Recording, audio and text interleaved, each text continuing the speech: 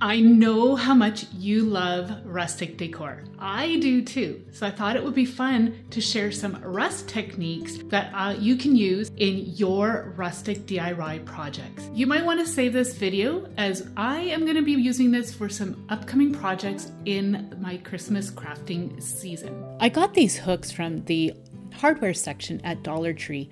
They come in a pack of 5. I only need 3 for the project that I had been working on. But for this video, I'm just going to be showing you the rust techniques and what you can use them on. So I start off always by sanding the surface of the material that I am trying to distress.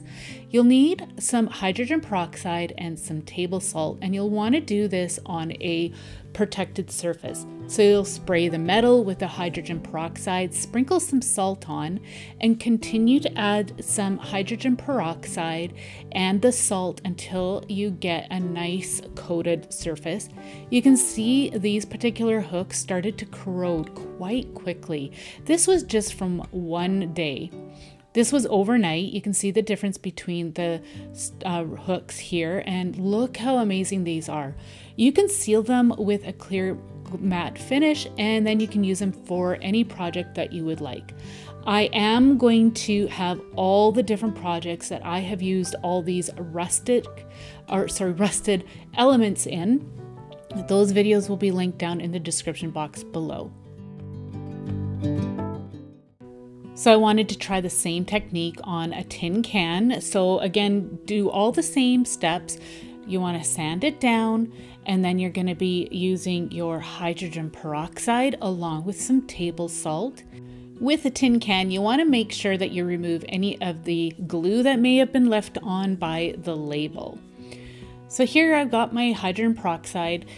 You will want to make sure that you do put it in a spray bottle. It does make it easier to apply it. And if you have sensitive skin, definitely use gloves when you are doing this. I found that it didn't affect my skin, so I was fine with this.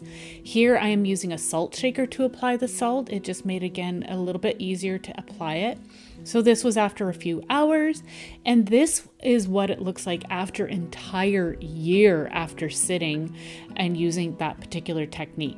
Now I had turned this one into a miniature fire pot.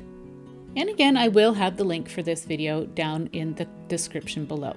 So I just wanted to show the galvanized icons that you can get through Crafter Square from Dollar Tree as well. As I have tried this technique out, I noticed that it didn't work on every single metal that is out there. So it is a bit of an experiment, but give it a try because it's a really, really fun technique to do. Here I turned this particular one into a Christmas ornament, which I plan on doing again for this upcoming season. So I wanted to try a rusting technique where you didn't have to have a chemical reaction. I tried it out on this solar light from Dollar Tree. Again, you need to rough up the surface because I needed a good surface for my paints to adhere to. And since the solar light is made of plastic, I thought the best thing was to sand it down. Here I'm using some black gesso. This is the Deco Art brand. If you use a gesso, it acts like a primer because that's what artists use to prep their substrates for art. This is the Liquitex, or there is a Liquitex version as well, and you can get this online as well as in craft stores.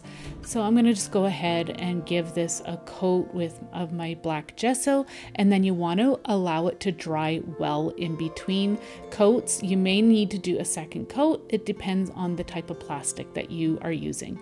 I am coating all of the black surfaces.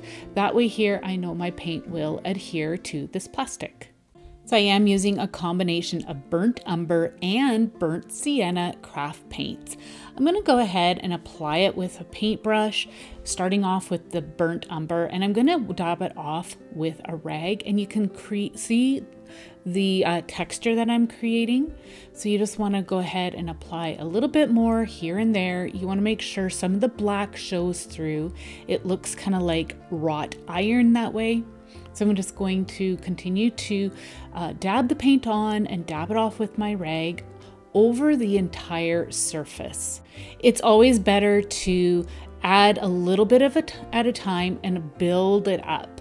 Now I'm going to go in with my burnt sienna and do the same thing, but I'm going to add a little bit less. So I'm going to just dab it on with my paintbrush just here and there, and then wipe it off or dab it off with my rag. And you'll start to see the depth that you are creating with all the different colors of paint. You do want to make sure you allow all your paints to dry in between each coat.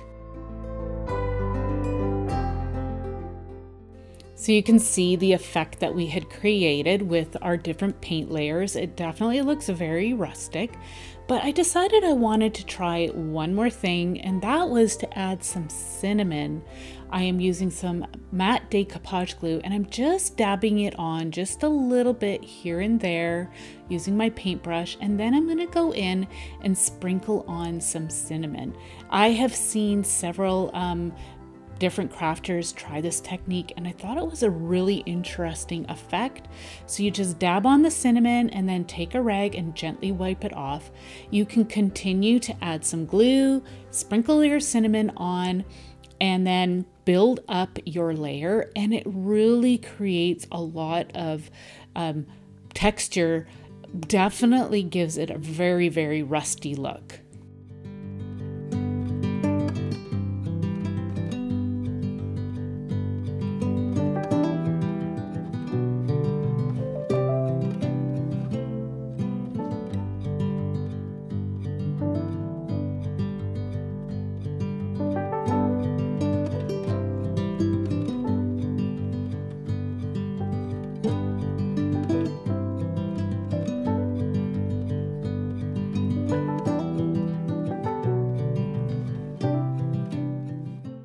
So here are all our pieces all finished with the technique, and I really like how this turned out, especially if you don't want to use the hydrogen peroxide and the salt. So I give everything a coat of some clear matte spray, and that helps just to protect it because I did want to put this outside. So again, you can see how that kind of created a corroded look, which I thought was a really cool look and definitely made it more realistic. So for this, I just ended up putting all my pieces back together. And again, I will have the original video on how I created this entire piece down in the description box below for you to check out. With rust techniques, it's definitely a bit of trial and error. You want to definitely play around with the techniques to see what it will work on.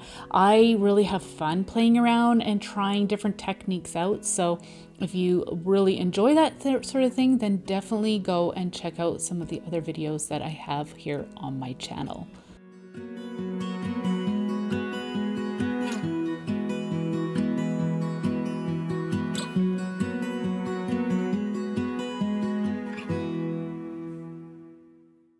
I wanted to try the layered paint finish on this corrugated metal. Again, this was from Dollar Tree.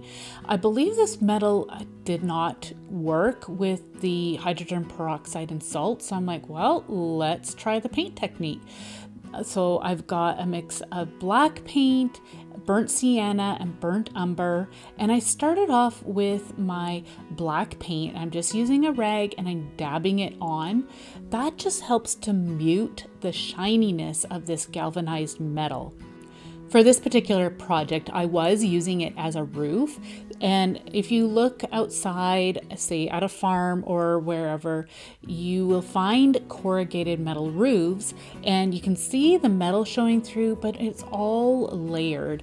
And sometimes that shiny metal has been toned down over the years. So just layering up your paints using all these different colors, just dabbing it on will create an really unique aged look. So it's a lot of just building up your layers of paint.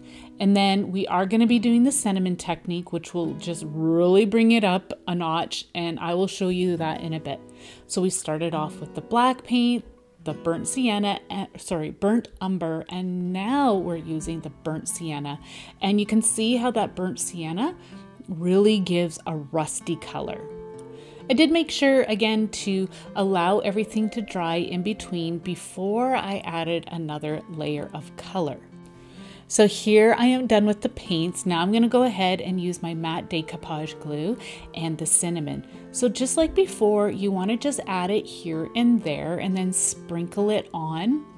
So I'm going to go ahead and use this. I got my cinnamon from Dollar Tree. It comes in a nice small shaker and it is a very inexpensive option. So I'm this time going to allow the cinnamon just to set a bit before I removed it, because I really wanted the cinnamon to stick to the glue. So I'm just going to go ahead and just continue to work around my piece until I get enough of coverage that I'm happy with.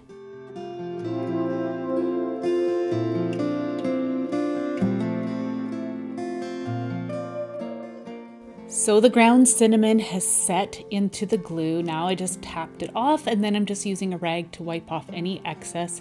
And it really left quite a bit this time around, which I was happy with. So you can go ahead and continue to add more as you would like, but you can see how cool this effect worked. And again, I sealed it with some clear matte spray. And this is the project that I ended up using it on. I had created a cabin and I created a roof made out of like galvanized tin. So I really am happy with how that turned out. Again, all the links are listed down in the description box below for you. Let me know what you think down below. I want to thank you all so much for joining me today. I had a lot of fun and I hope you enjoyed as well. We'll see you in the next one. Take care. Bye.